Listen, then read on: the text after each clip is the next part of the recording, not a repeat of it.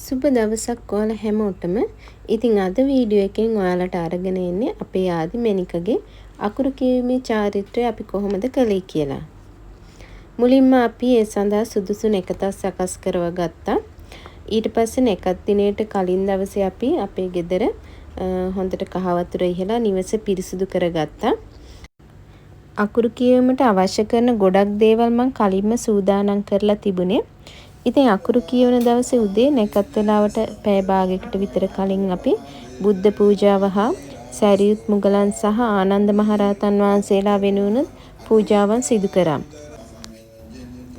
ඊට පස්සේ ගණ දෙවියන් හා සරස්වති මෑණියන් වෙනුවෙන් අපි අවශ්‍ය කරන දේවල් පූජා කරා. මුලින්ම ආසනයේ මත වී අතුරලා ඒ මත බුලත් කොළ 21ක් හා කහ වතුරෙන් සෝදපු පඳුරු 21ක් පූජා කරා. ගණ දෙවියන්ට ඊතන මාලයක් සහ සරස්වති මෑණියන්ට බෙලිකොළ මාලයක් පැලැන්දුවා. ඒ වගේම එළඟි තෙල් පහන් දෙකක් ගණ දෙවියන් වෙනුවෙන් රතු නෙළුම් මල් වට්ටියකුත් සරස්වති මෑණියන් වෙනුවෙන් සුදු නෙළුම් මල් වට්ටියකුත් පූජා කරා. ඉතින් මේ හැම දෙයකටම අපි අපේ ආදි මැණිකවත් සහභාගී කරගත්තා.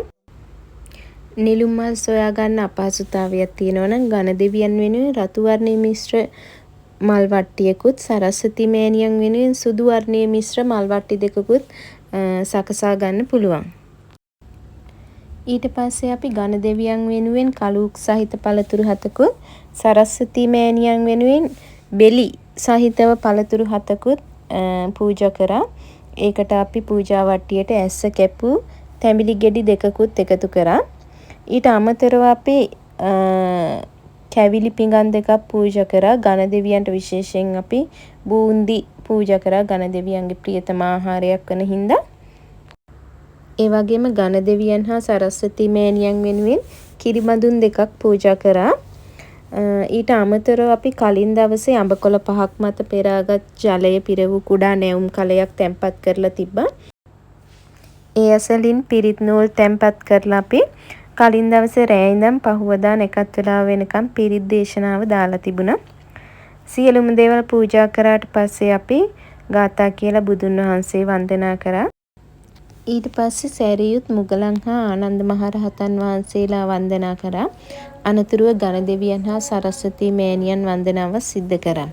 ඉතින් මේ ටික වෙනකන් අපේ ආදි මැණික එක තැනක තියාගන්න බොහොම අමාරු වුණා. එයා එහෙට මෙහෙට ගියා. ඉතින් අපි ඒකට බාධාවක් කරේ නෑ. එයාලගේ පොඩි වයසනේ. ඔන්න ඉතින් දැන් නැකත් වෙලාවත් හරි. එයා අකුරු කියවන්න තමයි හදන්නේ දැන්.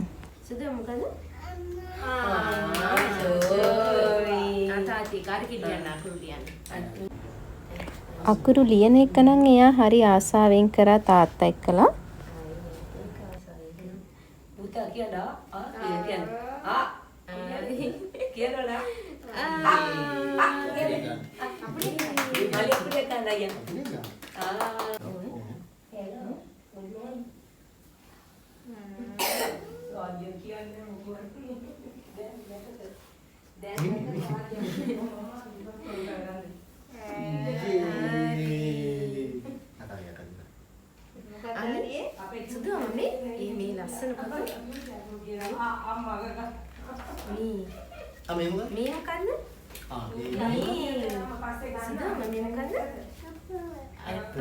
very good.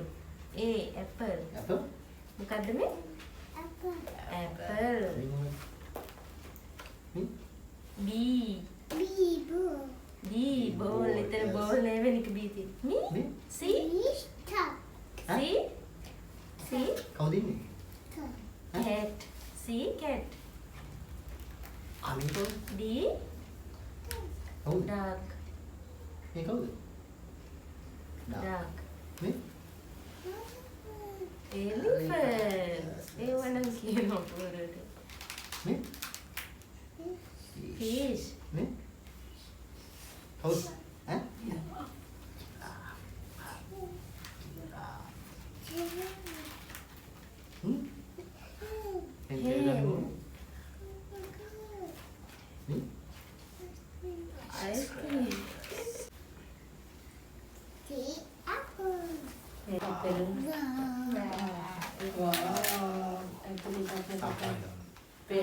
ෆෘට්ස් එකක් හරි.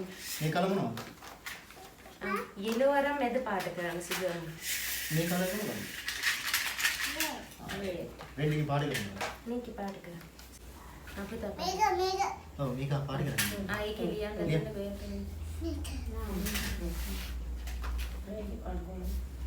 ये रेड कलर කාර් යවන්න ඉන්නන්නේ.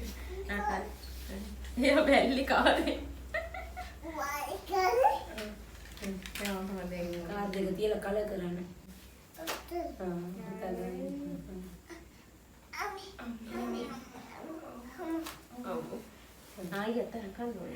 ඔන්න ওই විදිහට තමයි අපි ආදිමැණිකගේ අකුරු කියවීමේ චාරිත්‍රය සිදු කරේ.